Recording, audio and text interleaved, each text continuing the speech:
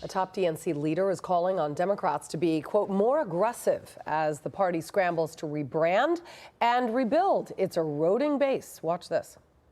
I think a part of what Democrats have to do is be more aggressive in making life better for people, to not let, as the chair said, keep bringing a pencil to a knife fight. Or as I often say, we've been playing checkers, they're playing Grand Theft Auto. They've stolen their next car and they're running over the fire hydrant. Former DNC press secretary Jose Aristimuño and Lauren Wright, Princeton University political scientist, join me now. All right, Jose, let me start with you first.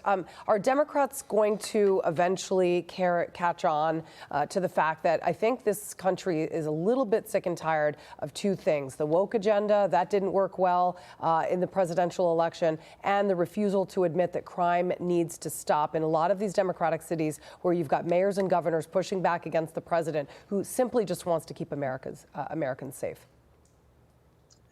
I agree. They need to learn the lessons from the past. We need to go back to center JFK politics and focus on the issues that people care about. And that starts with the economy.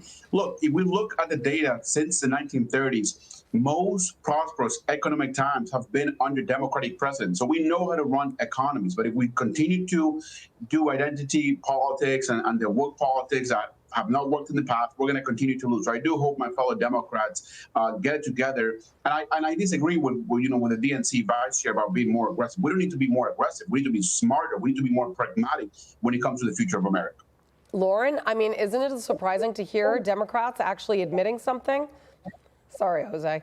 I had to. Well, no, I'm on board with Jose. I hope he's right. I hope that this is the direction they head in. But look, even if you had the most genius messenger and political operator in the world, you couldn't package socialism well. I mean, that's unpopular in America. 70% of Americans oppose it just on its face without even digging into the policies underlying it. And so if they do keep fighting Trump just to fight Trump, just because, if they do just say, look, we hate everything he's doing, it's all wrong, then that's going to go very poorly for them. They need to figure out, what are you fighting against? What do you oppose? And what are your policy alternatives on the other side? What are your ideas that are so different? Yeah. Jose, you do have to admit this, too, since you're all about, admitting things today for the Democratic Party. Not for you, just I'm talking Democratic Party, nothing personal. But,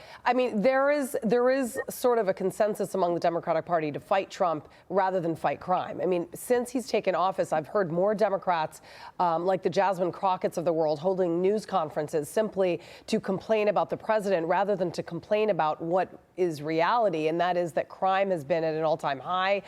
Illegal immigrants crossing into this country, committing and repeating crime has also been up until the president took office at an all-time high. So I think it's now time for Democrats to actually buckle down and focus on the topics rather than on the hatred for our president.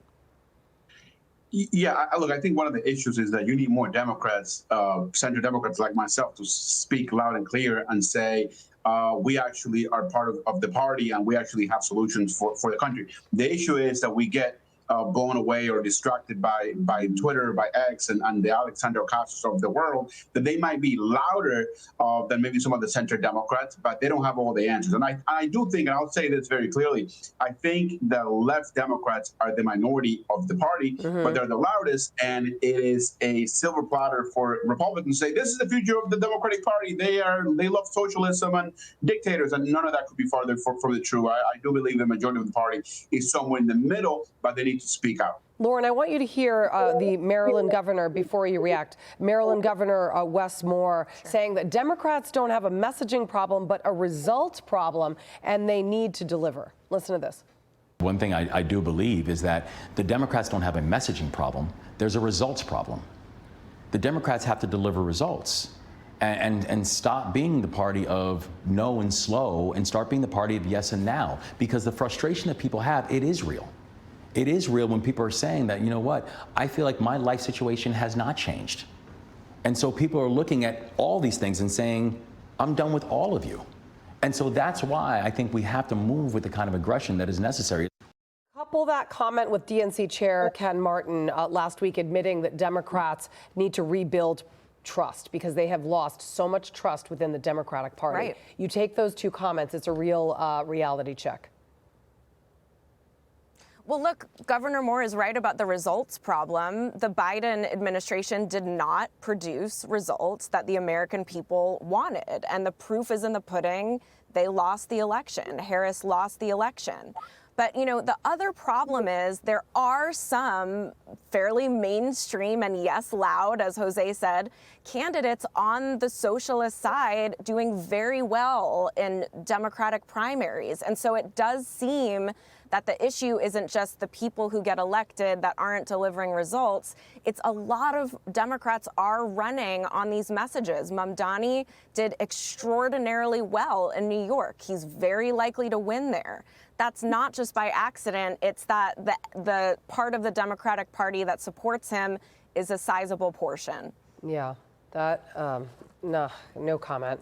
Bit of a tragedy there for New York City, though, if that's the case. Oh, God, there I go. I did comment. All right. Sorry, I couldn't help myself. Thank you both for coming on this Labor Day. We appreciate it. Thanks, Julie. Kevin.